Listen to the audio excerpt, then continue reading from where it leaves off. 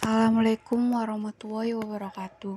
Perkenalkan, nama saya Melatul Hikmah, mahasiswa Universitas Dian Nusantara, kelas Akuntansi Sabtu pagi. Kali ini saya akan mempresentasikan tentang evaluasi kinerja karyawan.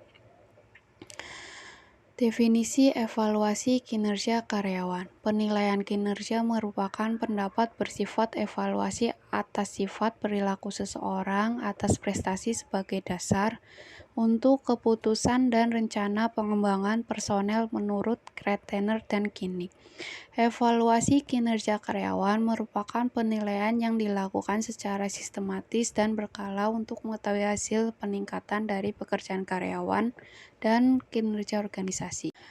Tujuan serta manfaat penilaian kinerja. Tujuan utama dari evaluasi kinerja adalah memotivasi karyawan agar dapat mencapai tujuan perusahaan dan agar karyawan mematuhi standar yang telah ditetapkan perusahaan, sehingga hasil pekerjaan lebih baik.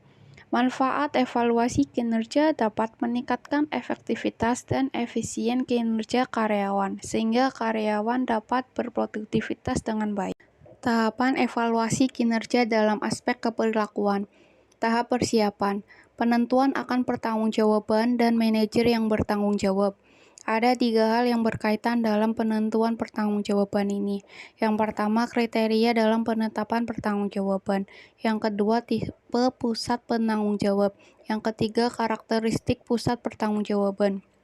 Jadi untuk memotivasi karyawan secara efektif, maka pertanggungjawaban harus konsisten, akurat, dan adil.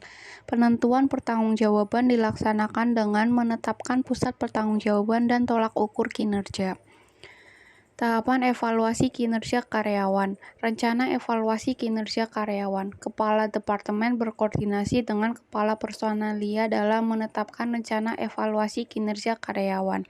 Pelaksanakan evaluasi kinerja karyawan, biasanya proses evaluasi menggunakan form evaluasi yang telah ditetapkan oleh perusahaan. Tindak lanjut evaluasi kinerja karyawan. Hasil kinerja karyawan kemudian ditindaklanjuti dengan cara setiap karyawan dapat kesempatan untuk menjelaskan hasil kinerja karyawan tersebut. Bimbingan untuk kinerja karyawan yang kurang baik. Atasan atau kepala manajemen membuat rencana sebuah perbaikan performansi untuk karyawan dengan penilaian tidak wajar. Kemudian setelah selesai, adakan evaluasi kembali. Dokumentasi hasil evaluasi kinerja karyawan. Kepala Departemen Personalia mendokumentasikan kinerja karyawan untuk kurun waktu maksimal 2 tahun. Terima kasih, maaf apabila ada kesalahan, baik sengaja maupun tidak sengaja. Wassalamualaikum warahmatullahi wabarakatuh.